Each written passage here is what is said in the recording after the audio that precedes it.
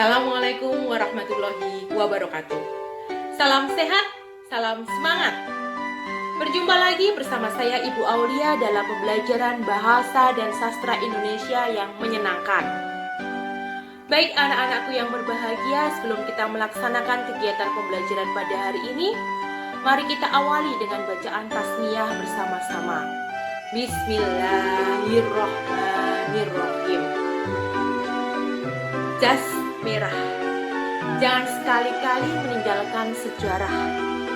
Itulah semboyan yang diucapkan oleh Insinyur Soekarno pada pidatonya di Hari Kemerdekaan Indonesia.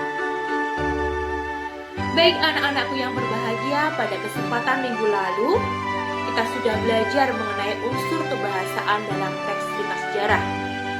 Kalian masih ingat ya? Ya, tentu saja kalian harus selalu ingat ya, karena pada kesempatan kali ini kita akan melanjutkan pembelajaran minggu lalu. Minggu lalu kita sudah belajar mengenai unsur kebahasaan teks cerita sejarah. Dan minggu ini kita akan belajar mengenai menulis atau menyusun teks cerita sejarah. Untuk memudahkan kalian menyusun teks cerita sejarah, kalian harus memahami langkah pertama apa yang harus kalian lakukan untuk menyusun teks cerita sejarah. Ya, kalian harus menentukan peristiwa sejarah apa yang akan kalian jadikan latar cerita.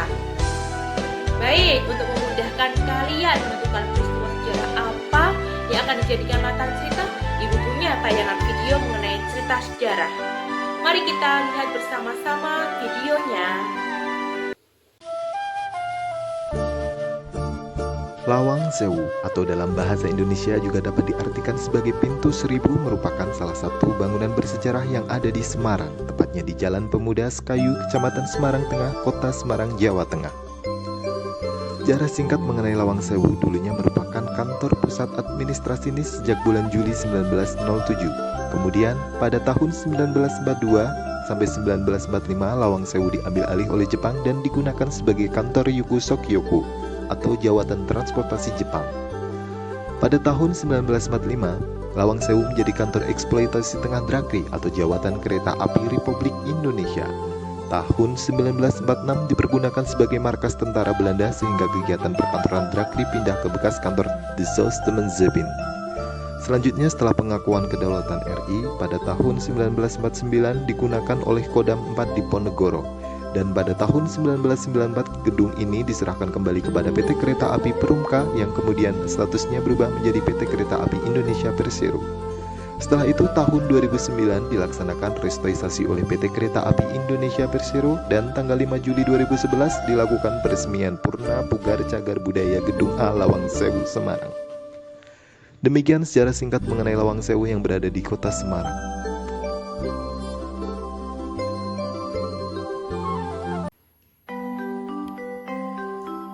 Bagaimana anak-anakku setelah kalian simak video tadi, peristiwa sejarah apa yang ada dalam video? Informasi penting apa yang kalian peroleh dari melihat tayangan video tadi? Apakah kalian sudah menulisnya? Ya, jika kalian sudah mencatat informasi penting yang kalian peroleh dari tayangan video tadi, kalian bisa langsung menyusun teks cerita sejarah. Bagaimana caranya?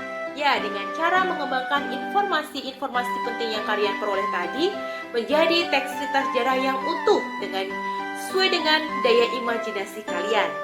Di sini Ibu akan memberikan kebebasan kalian untuk berekspresi dan berkreasi tulis.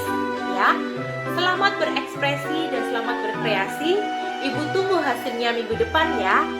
Demikian pembelajaran pada hari ini, semoga bermanfaat. Kita tutup pembelajaran pada hari ini dengan bacaan hamdalah bersama-sama. Alhamdulillahirabbil alamin. Jaga iman, jaga imun. Wassalamualaikum warahmatullahi wabarakatuh.